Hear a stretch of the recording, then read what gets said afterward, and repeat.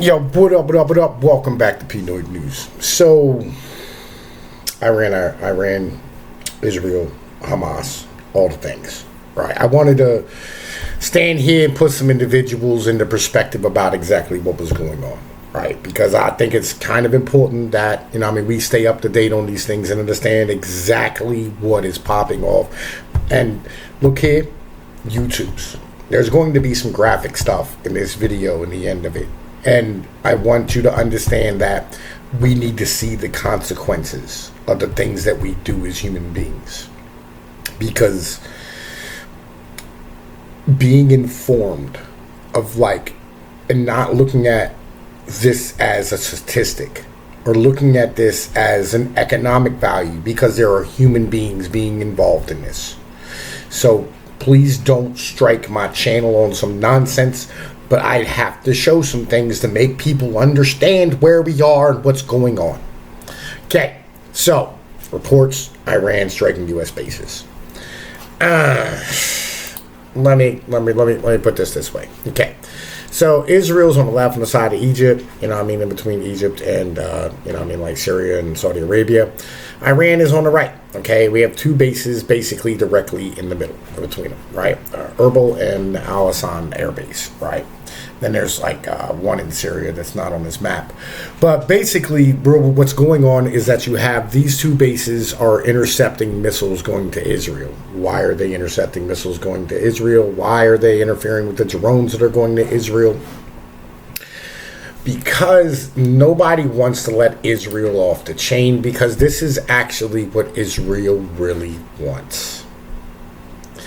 Israel wants to take over Jordan, Lebanon, Syria, Iraq, northern Saudi Arabia, and the western part or eastern part of Egypt, between the Tigris and the Euphrates. This is the Greater Israel Project, and it's something that doesn't get talked about a lot.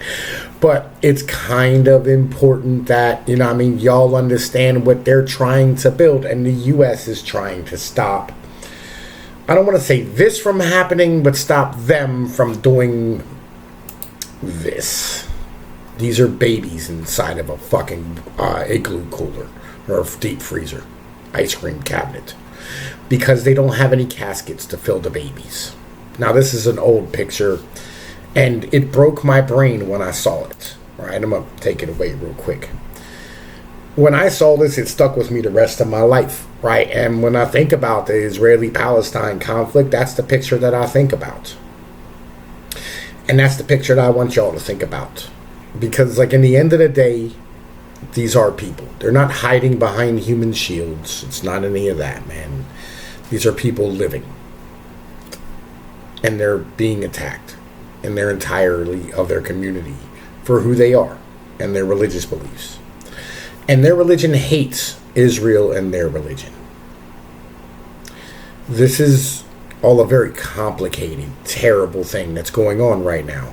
And we're trying to prevent a massive war, because Israel, like it or not, has no morals or qualms about murdering millions and millions and millions of people to get what they want. And if they do, it won't just be Iran and Iraq and Saudi Arabia and Syria. It'll be Turkey being drug into it. And if Turkey gets drug into it, that's a NATO ally, which we have to get involved in. And then if Russia jumps in on the side of Iran and Syria and Iraq and all these things, and all of a sudden this sets off a tinderbox that cannot be stopped. This is why it is that we are doing what we're doing in the Middle East and intercepting these missiles. It has literally nothing to do with the fact that we won an actual war with Iran. We're trying to back Iran down and trying to keep Israel contained. Right? Things are complicated over there.